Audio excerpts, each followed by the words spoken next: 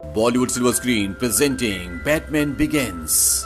ये कहानी है एक आम इंसान की कि कैसे वो एक आम इंसान से बैटमैन बन गया, कैसे वो आज गौथम शहर का रक्षक है और जो उसकी कमजोरी थी आज वो उसी नाम से जाना जाता है, यानी बैटमैन। कहानी की शुरुआत में ये दिखाया जाता है कि एक बच्चा जिसका नाम ब्रूस वेन है वो अपनी दोस्त रेचल के साथ खेल रहा होता है। तभी वो एक अंधेरी जगह में नीचे गिर जाता है। वहां पर बहुत सारे बैट्स यानी कि चमगादड़ों का झुंड उस पर अटैक कर देता है, जिससे उसके दिल में बैट्स का यानी कि चमगादड़ों का डर बैठ जाता है। तभी उसके पिता थॉमस वेन वहां पर आते हैं और वो उसे वहां से निकाल कर ले जाते हैं। थॉमस वेन एक बहुत कामयाब इंसान है। गौतम शहर ने उन्हें बहुत कुछ दिया है और वो भी गौतम शहर के लिए बहुत कुछ करना चाहते हैं। उन्होंने शहर में एक सस्ती ट्रेन भी चलाई ताकि गरीब लोग उससे ट्रैवल कर सके। अब एक दिन ब्रूस अपने माता पिता के साथ एक ओपेरा देखने के लिए जाते हैं और उसका जो नाटक जो थीम होता है उसमें बहुत सारे बेट्स होते हैं। इससे ब्रूस डर जाता है और वो अपने माता पिता को कहता है कि हमें यहाँ से बाहर चलना चाहिए, मुझे यहाँ पर अच्छा नहीं लग रहा। और वो अपने माता पिता के साथ बाहर आ जाता है। तभी वहां पर एक चोर आता है और वो इन सबको गन पॉइंट पर ले लेता है और ब्रूस के पिता और उसकी मॉम को मार देता है। ब्रूस अब अनाथ हो चुका है, उसका कोई भी नहीं है और ब्रूस इस सब के लिए अपने आप को जिम्मेदार समझता है। वो कहता है कि अगर मैं बाहर चलने के लिए अपने डैड और मॉम को नहीं कहता तो वो आज जिंदा होते। एल्फ्रेड जो कि ब्रूस की फैमिली के बटलर है, वो कहते हैं कि तुम्हारी इसमें कोई भी गलती नहीं है, वो एक हादसा था।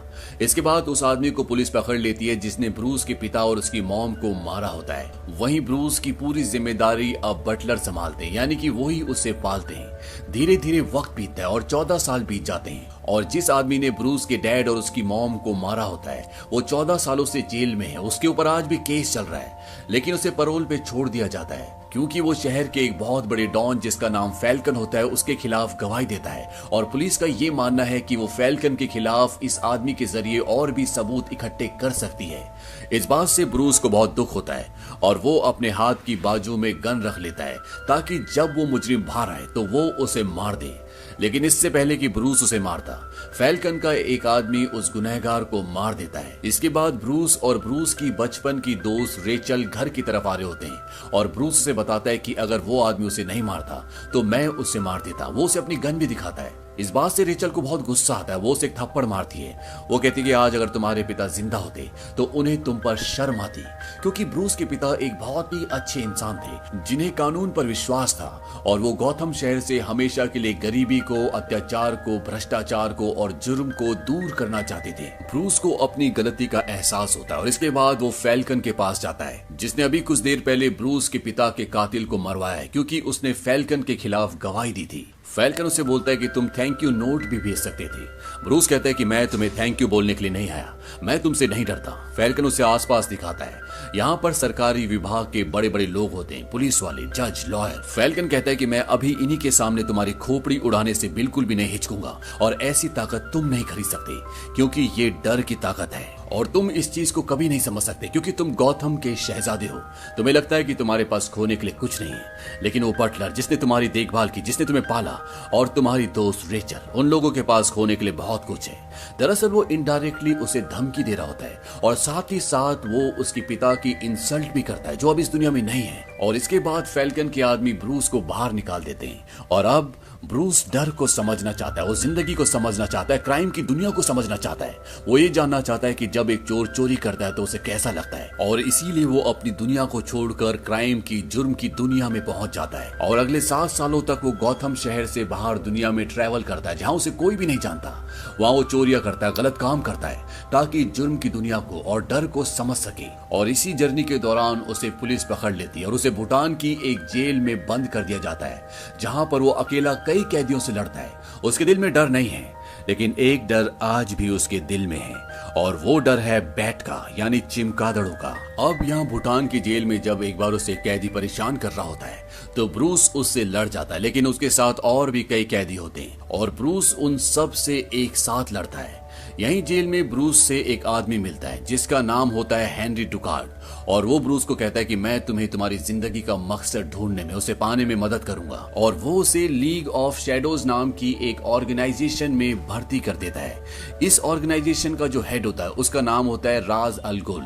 ये यहाँ का हेड है और इस ऑर्गेनाइजेशन का काम होता है कि दुनिया से बुरे लोगों को मिटाना, लेकिन उन बुरे लोगों को मिटाने के बाद खुद इस दुनिया पर राज करना।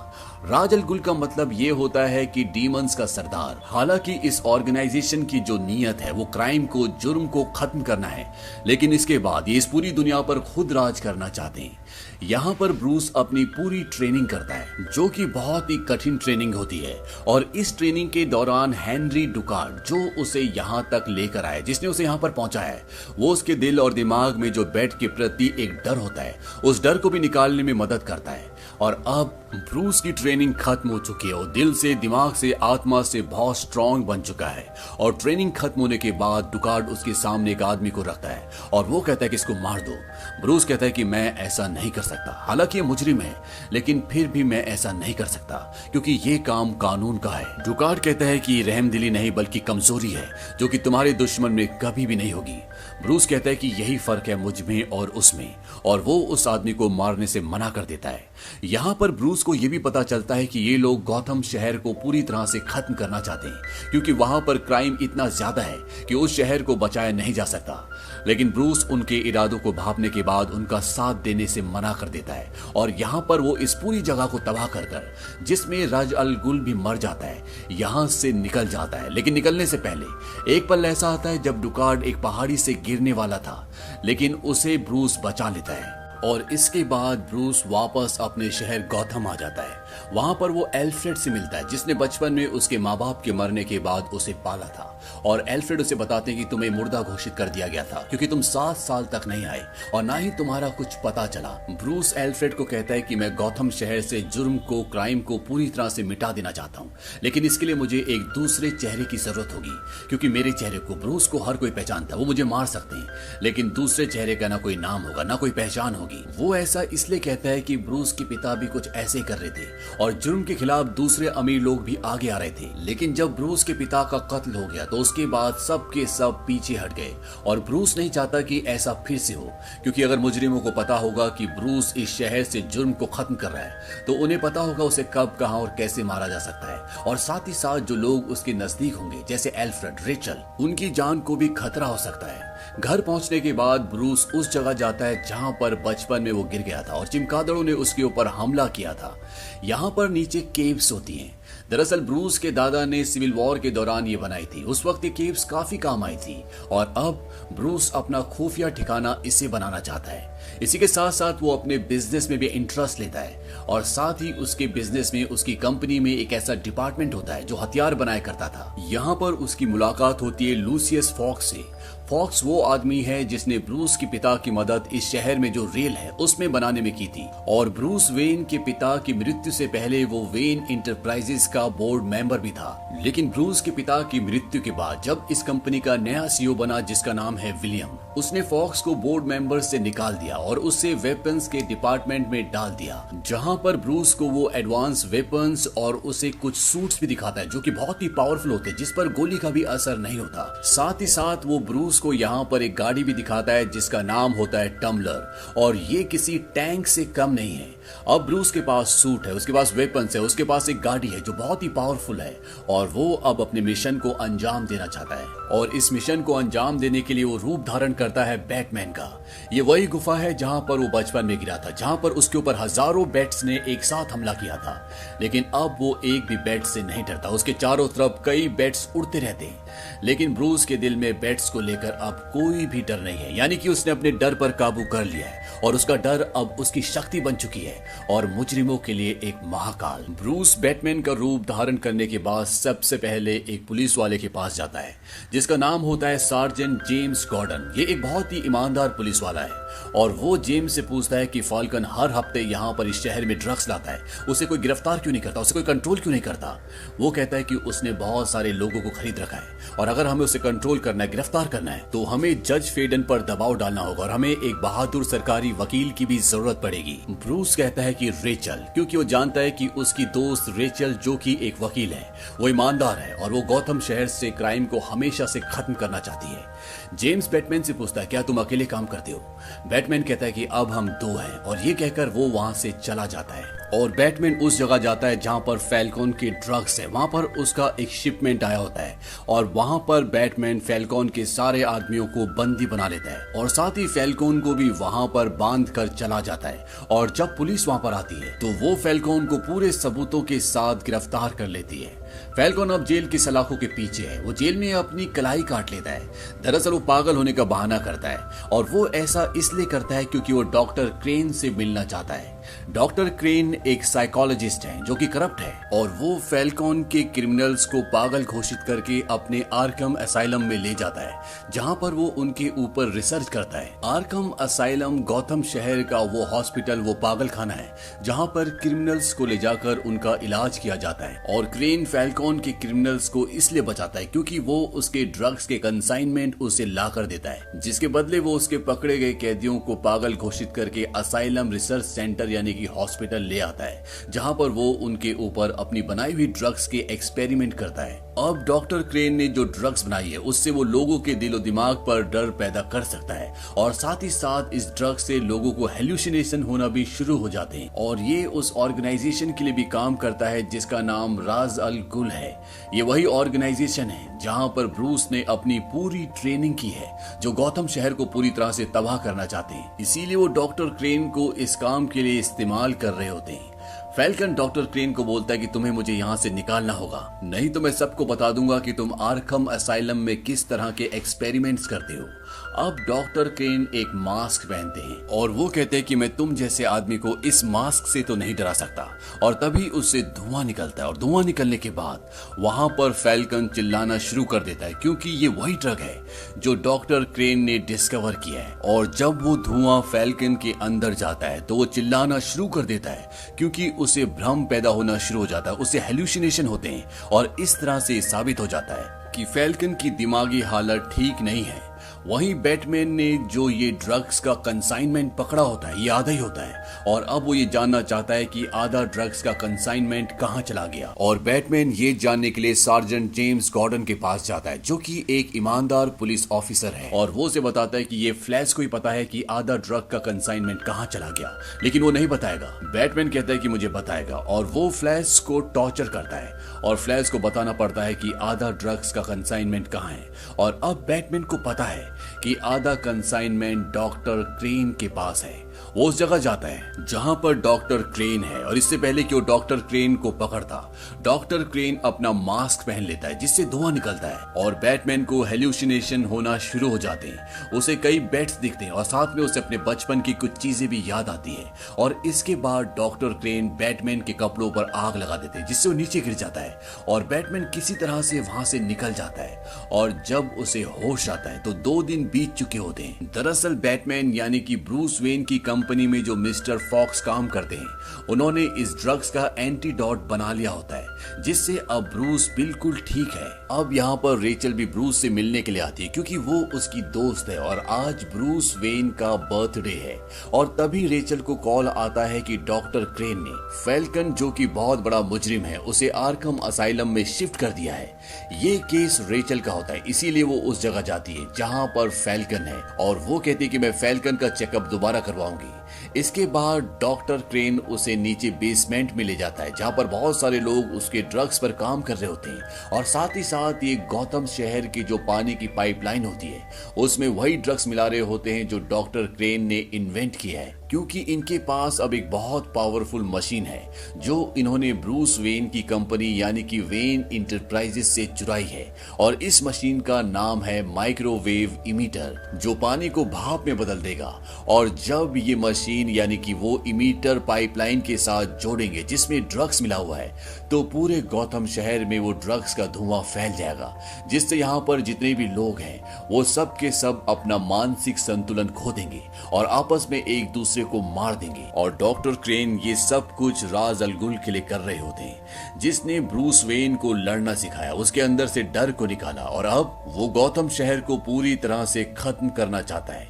यहाँ पर डॉक्टर क्रेन रेचल को भी वो ड्रग्स दे देते हैं जो उन्होंने बैटमैन को दिया था, लेकिन तब तक बैटमैन यहाँ पर पहुंच जाता है और वो रेचल को वहां से लेकर निकल जाता है। रेचल को वही एंटीडोट दिया जाता है जो कि ब्रूस वेन को यानी कि बैटमैन को दिया था और इस तरह से रेचल की जान बच जाती है। इसके बाद ब्रूस वेन एक पार्टी में जाता है। दरअसल ब्रूस वेन के यहाँ पर दो रूप है, एक तो बैटमैन और दूसरा एक बहुत बड़ा बिजनेसमैन जो कि एक प्ले बॉय है। लेकिन असल में ब्रूस वेन ऐसा नहीं है। उसने जानबूझकर दुनिया के सामने दो चेहरे बनाए और जब वो पार्टी में होता है तब वहां पर हेनरी डुकार्ड आता है। दरअसल हेनरी डुकार्ड ही राजल गुल होता है और जो राजल गुल नाम का आदमी शुरू में मरा था, दरअसल वो राजल गुल नहीं होता बल्कि एक क्लोन होता है। असल में राजल गुल खुद ही हेनरी डुकार्ड है और उसे पता है कि ब्रूस वेन ही बैटमैन है क्योंकि उसने उसको सब कुछ सिखाया है और वो जानता है कि ब्रूस वेन के अलावा ये कोई भी नहीं कर सकता। ब्रूस वेन को कहता है कि सबको यहाँ से पार्टी से जाने के लिए कहो। ब्रूस वेन को ऐसा करना पड़ता है क्योंकि ये बहुत खतरनाक लोग हैं। अगर वो ऐसा नहीं करेगा तो हो सकता है कि वो बेगुनाह निर्दोष लोगों को मार दे। अब हेनरी डुकार्ड यानी कि राजल गुल बैटमैन यानी कि ब्रूस वेन को बोलता है कि तुम्हारे शहर को बर्बाद होने से, तबाह होने से कोई भी नहीं बचा सकता और वो उसके घर में आग भी लगा देता है क्योंकि बैटमैन ने यानी कि ब्रूस वेन ने भी ऐसे ही किया था। वो कहता है कि तुमने मेरे घर को जला दिया और मुझे मरने के लिए छोड़ दिया। अब हिसाब चुकता हुआ यहाँ पर ब्रूस वेन एक बहुत बड़ी जलती हुई लकड़ी के नीचे होते हैं और इससे पहले कि वो जलकर पूरी तरह से राख हो जाते, मर जाते, वहां पर एल्फ्रेड आ जाते हैं जिन्होंने ब्रूस वेन के माँ बाप के मरने के बाद ब्रूस को पाला है। वहीं दूसरी तरफ राजल गुल उस माइक्रोवेव एमीटर को लेकर, जिससे पानी को भाप में बदला जा सकता है, उसे लेकर वो वेन इंटरप्राइजेस की तरफ जा रहा है क्योंकि वेन इंटरप्राइजेस की बिल्डिंग के नीचे वो पाइपलाइन है जहाँ से पूरे गौतम शहर में पानी जाता है, यानी कि वो एक सेंटर पॉइंट है और अगर एक बार वो मशीन उस जगह तक पहुंच जाएगी तो पूरे शहर में इस ड्रग्स का असर हो जाएगा और पूरा शहर एक दूसरे से लड़कर खुद ही खत्म हो जाएगा। और राजल गुल का भी यही प्लान होता है।